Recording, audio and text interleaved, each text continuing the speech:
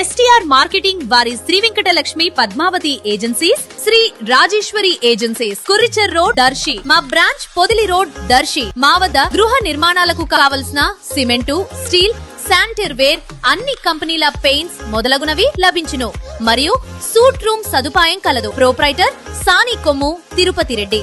STR marketing chairman. Cell 9959336938.